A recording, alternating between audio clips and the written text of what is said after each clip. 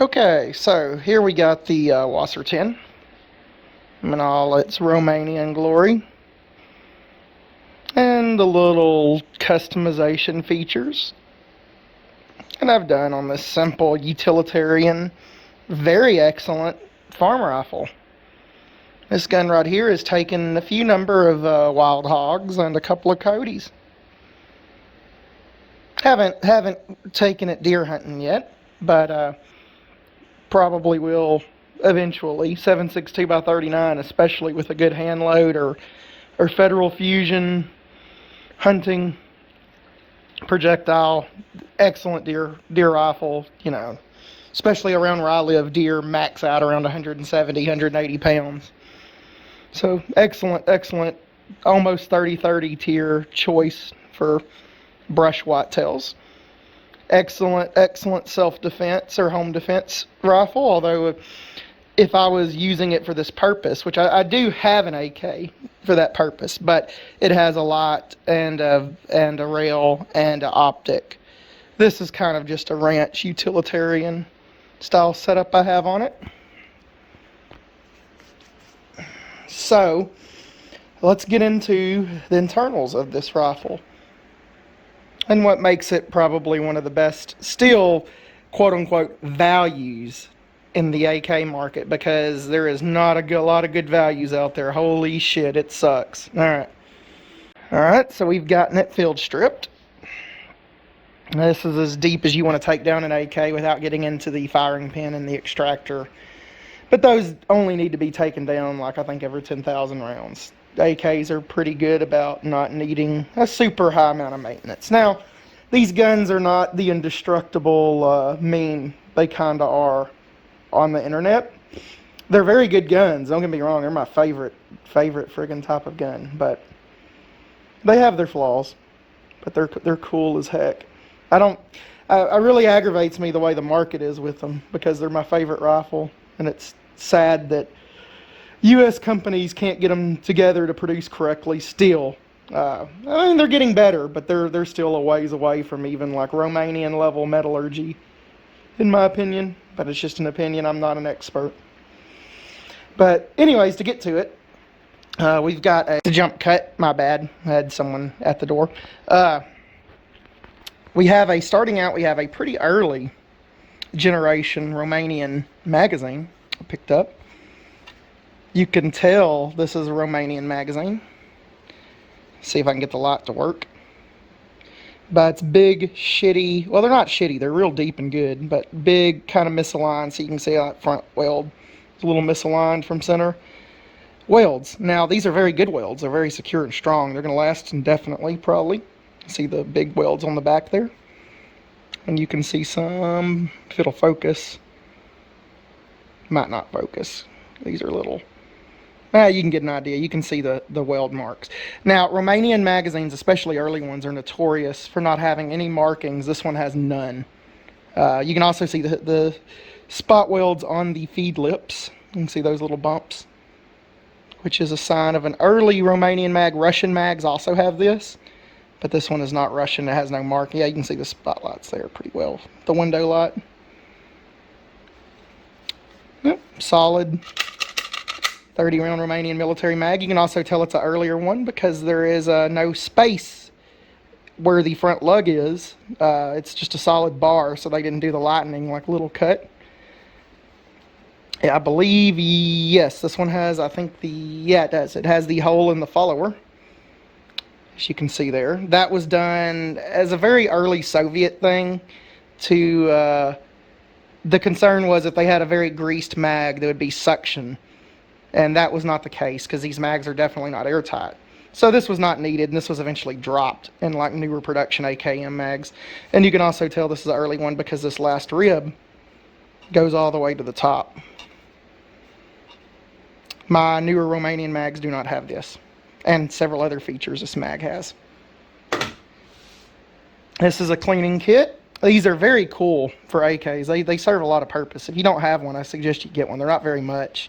If you have an AK, they're worth having if yours didn't come with it. Same for a cleaning rod. Century is notoriously cheap and shitty about not supplying cleaning rods with their rifles that should have them. I had to buy, I think this is a Polish cleaning rod, and I had to buy it separately. These are, the barrel in this gun is a Soviet spec, cold hammer forged and hard chrome lined barrel. You know, Romanian barrels are very good. The only one I can ever recount of seeing not do so well, and that's debatable if it was even a Romanian barrel, was the IV-88 meltdown test, which there's weird things going on with that gun, like you can see from the video and how it's ejecting. But regardless, barrels are very good. Battlefield Vegas says the barrels take forever to wear out, and they're basically the authority on a lot of running guns until they quit working stuff. They say the wasr is a very good product for them, that they last between 90 and 130,000 rounds. And then they usually have a trunnion failure, and they cut the trunnion rivets out and put a new trunnion in, and that just fixes it. And that's one of the reasons why the Soviets went to the stamped AKM receiver, is a part fails, cut the rivets out, replace it. Now, forged receivers hardly ever fail, and they're amazing, like, durable pieces of engineering. But they are heavier, and that when they do fail, you have to throw the whole thing out. And with an AKM, that's not... An AKM was much cheaper to produce. Accuracy is not bothered. I have a milled gun, and I have several stamped. This gun shoots about average of what an AK should shoot. It's around a 3-minute rifle with shitty Tula ammo. A little bit better ammo might get you 2 3/4 inch group, a 5-shot group, depends. Plenty accurate enough for what it was intended for, plenty accurate enough for close range hunting, plenty accurate enough for pretty much everything within its 500 meter or less effective range. That's probably actually a little more considering 7.62. I'd say 400 meter if you were good, maybe 500 if you're amazing.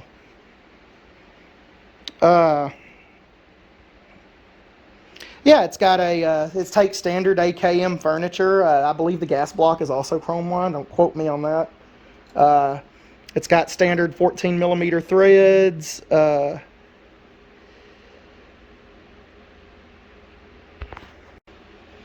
It's got 14 millimeter threads. Sorry about that jump cut. This is just a standard. I believe this might be a Polish as well. Slant comp. These were designed on, if you're new to AKs, a lot of old people especially look at this like I have an antidote. I went hunting in South Texas when I was a lot younger, way South Texas, almost near Mexico, and there was an old guy on the lease, I guess. And I'd brought, at the time I'd owned a, oh God, what was it? It was a really badly built Romanian kit gun, but it ran. Like, and that's the thing about AKs. They can be built like shit, and as long as a few things are correct, they will run. Now, that gun was horribly janky and was probably a 5-minute rifles, and it had an American barrel. It was probably the least accurate AK I've owned, a Green Mountain barrel. I think it was a Century kit build, Romanian kit build. But anyways, it had the slant comp on it. And I took it out there, and, you know, in his gruffiest boomer voice, "That barrel's broken." Because of the slant comp.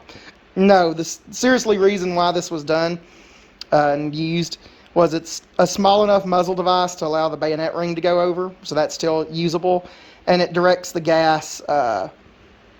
And it's going to sit on the gun like this. I believe the gun wants to move up and to the right, so this device blows gas up and to the right to compensate for the recoil on mainly full auto. But it does do a little bit in semi, and it also slightly hides flash. You can see this in some tests. It's a very good designed piece for how inexpensive it is.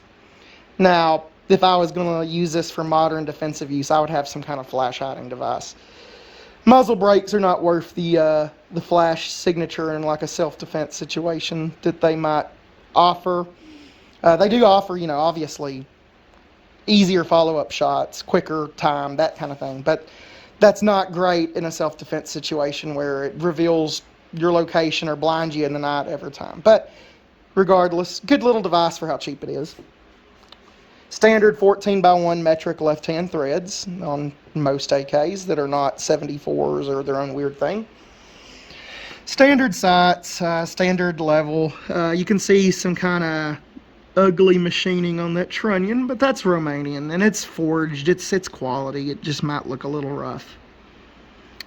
Some of this, that's just hairs from the safe. My shitty rattle can paint finish, kind of not working so well, but it works. It looks all right. I baked it on the rifle.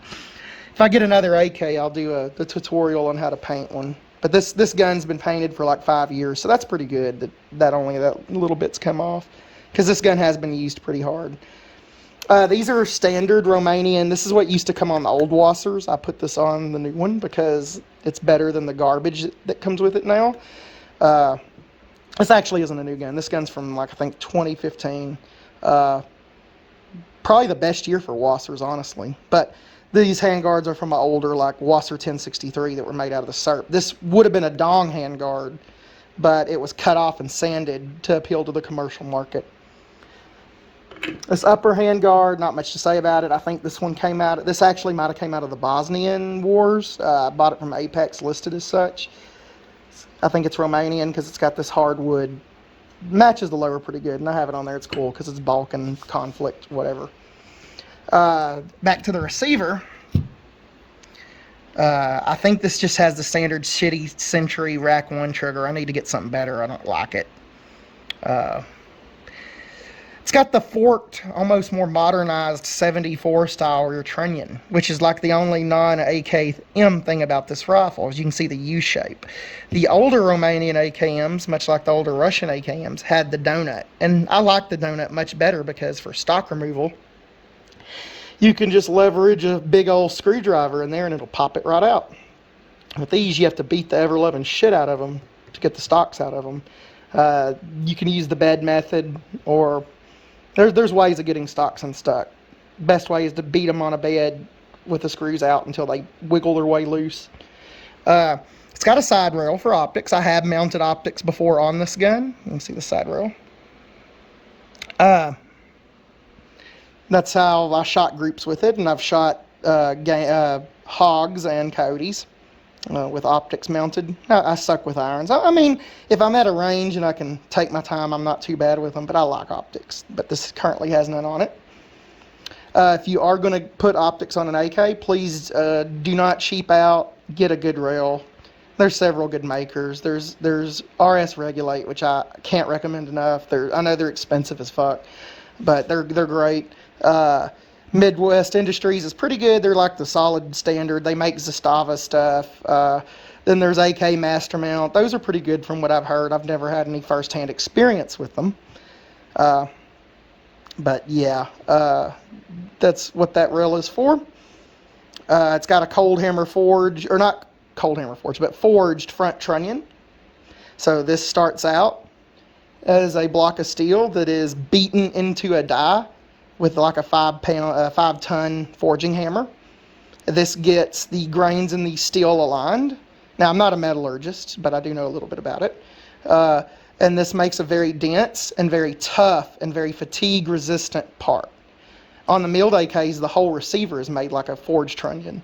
So they're extremely tough because of that. But these trunnions are good for between 90 and 130K rounds. If you can shoot that, you can definitely buy a new fucking wasr 10. But yeah, it's got the standard shark fin style ejector, like all stamped, even milled AKs have. Now the magwell is always a thing with debate on wasrs. Now you can see it has no dimple, which kind of sucks, but at the same time it doesn't really matter. It's a cosmetic thing, and they did weld RPK reinforcement plates. Now that's nice because not even my dimpleless Sega has that. I just have a fucking, I think it's a Red Star Arms plate in there that holds my firing control group pins, because fuck the spring, it sucks. And that's really it. You know, I got this gun a while back. I think I paid $600 for it new. These are now like $800 guns, and I got to be honest with you, unless I could take the time and sit down and like look at one, I would not give 800 for these guns unless Century. Like now, I see them coming with this awful horse shit like black polymer garbage that's like Century molded out of crayons or something. Uh, I would not pay 800 for that. I would try to shop around and find it. There's nothing wrong with 1063s. Those are the wasrs made out of older kits in Romania. If you can find one of those, make sure it's straight, and those are excellent guns. And you might be able to get one for $600-700 used. So much better than paying that new for a wasr. But overall, I've owned several wasrs over the years, and I find them to be a very economical, working man's, hard-working AK. If I had to describe them like compared to an AR company, I would say the wasr is pretty much like the arrow of the AK world, where it's a solid mid-tier starter. It's going to last you forever, as long as you take care of it. It's going to do what you want it to do. It's a military spec gun. And if you can get one for a deal, can't recommend it enough. But yeah, that's the wasr 10 Romanian AKM. And by the way, these will come with a really kind of ugly park finish, and Romania did that because that was what was included in the technical data package they purchased from the Soviet Union in the 60s. Because very, very, very early Soviet non-blued AKMs just had a park finish. But very quickly, the Soviets would go to a paint and park, which is superior in looks and rust preventiveness, corrosion resistance to just the parkerization. But yeah, this is my first gun review. I've got several good bits of content coming up. I'm going to do some farming videos. Might do some hunting stuff. I might do some gardening. I've got my potatoes coming up really well, so that'll be an interesting video to do. I'll do more gun reviews. I might do some fishing content. But either way, this is Southern Pollock from Skinwalker Outdoors signing off. I forgot to talk about the sling. This is just a commercial Romanian sling. They kind of send this in all their new guns. Just green nylon webbing. I like them. They're all right. But anyways, that's it. I'll maybe make another review. I got the CZ-P10S over there. That's my carry gun, if you can see in the corner over there. It's been an excellent gun. But I wish some things were a little different with it. I could review that later, everything works out. And yeah, signing off.